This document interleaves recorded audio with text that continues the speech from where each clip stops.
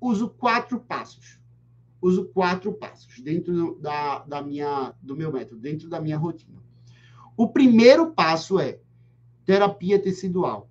Identifica dentro desses movimentos quais precisam de liberação miofascial, quais precisam reduzir a pressão, quais eles precisam reduzir a hiperatividade. Né? Uma resposta, um músculo hiperativo, ele cria uma articulação incongruente, porque ele está com muita tensão. Ele, com muita tensão, vai posicionar a articulação de uma maneira diferente. Posicionando aquela articulação de maneira diferente, eu vou ter compensações ali ao realizar aquele movimento. E o pior, quando eu tenho um músculo hiperativo, eu já tenho a quitina e miosina já muito próximos. Se aquele músculo for um músculo estabilizador, ele, por estar muito contraído, muito hiperativo, quando a articulação precisar da estabilização, ele não vai estar lá para responder.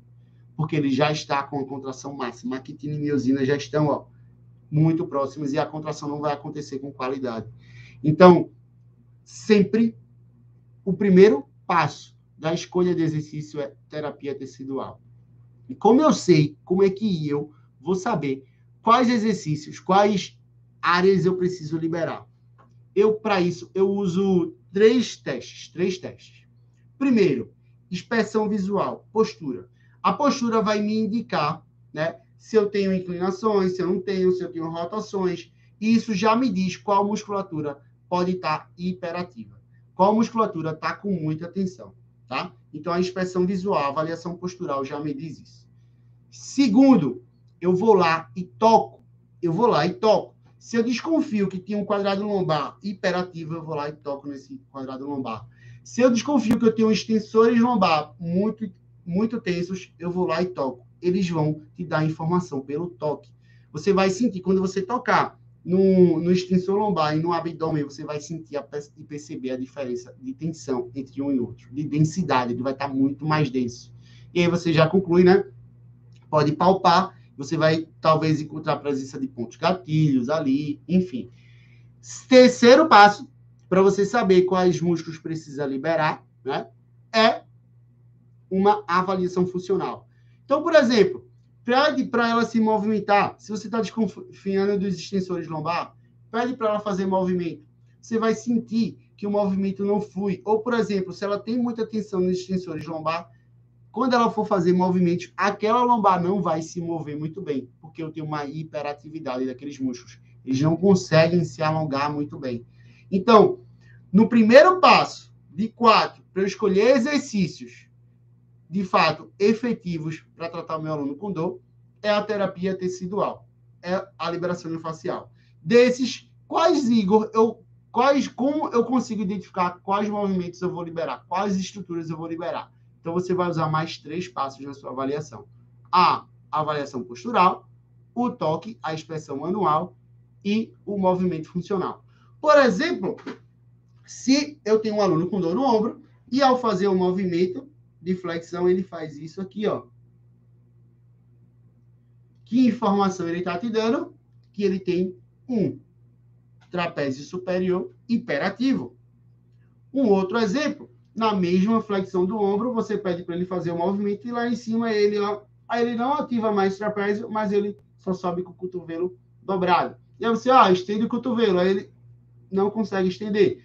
Que informação eu estou te dando? Que o bíceps dele está hiperativo, está muito tenso. Já é uma área que eu preciso liberar, pois ele está tirando a congruência do movimento de flexão. Um outro exemplo é ao subir, por exemplo, preciso usar muito lombar. Tem gente que sobe assim, no movimento. Joga todo o tronco à frente usando a lombar. Com a informação que eu tenho disso, que eu tenho uns extensores lombar muito hiperativos. Então, gente, vê como um próprio movimento vai te dando a informação de onde você precisa liberar, de o que você precisa liberar, tá? E aí, quando a gente sabe onde liberar, que é o nosso primeiro passo, a gente vai para o segundo passo, que é estabilização funcional. Dentro da estabilização funcional, mesma coisa, eu faço basicamente as mesmas 3 avaliações, né? Eu peço para ela fazer o movimento. Desse movimento, eu vejo que está incongruente, por exemplo, nesse ombro. Se eu tenho um trapézio superior muito hiperativo, O antagonista dele, que é o trapézio inferior, provavelmente está fraco, está instável, não está controlando o movimento. E aí, eu vou liberar o trapézio superior e ir lá para o trapézio inferior e criar consciência de movimento. Vou trabalhar retração escapular. Vou trabalhar para ela a consciência de utilizar aquela escápula de maneira mais eficiente, para que o movimento do ombro fique mais congruente. Tá? E aí, eu já encontro quais são os movimentos que eu preciso estabilizar. Ou até mesmo liberar e tirar essa hiperatividade desse músculo, né? Começar a quebrar para ela, ó, o movimento não acontece aqui, o movimento acontece lá na escápula. Quem estabiliza é a estrutura escapular. Então, a gente precisa ter essa consciência, tá? Terceiro passo é o de força. Eu, Igor, não gosto de usar força por força. Eu não entendo que, um joelho tem condromalácia, eu preciso colocar ele numa cadeira extensora, simplesmente acabou. Vou utilizar aquele exercício e não é assim que eu penso, tá? Nem toda estrutura, nem toda lesão acontece por fraqueza. Eu entendo que o movimento, a correção deve ser muito mais da estabilidade, né, da consciência de se movimentar, do que provavelmente só fazer força, tá? Então, não comecem a pensar que força vai resolver tudo. Tá. Dentro do terceiro passo que eu uso também, além da estabilidade, é a mobilidade.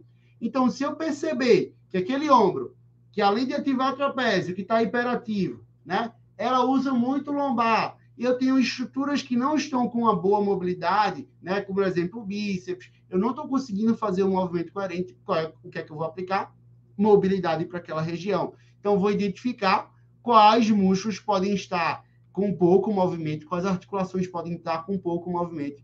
E ao trazer movimento para ela, trazer mais mobilidade, trazer mais amplitude de movimento, vai fazer o movimento ficar mais congruente, fazer o movimento ficar com mais qualidade, tá? Então, pensa comigo. Primeiro, eu avalio a hiperatividade muscular, faço a liberação miofascial, né, dos músculos que estão hiperativos. Segundo, identifico quais estruturas precisam de mobilidade, quais estruturas precisam receber de maior amplitude de movimento. Terceiro, vou para a estabilidade. Eu vou agora dar consciência daquele movimento acontecer de maneira eficiente. E o quarto e último passo que eu sigo é a funcionalidade.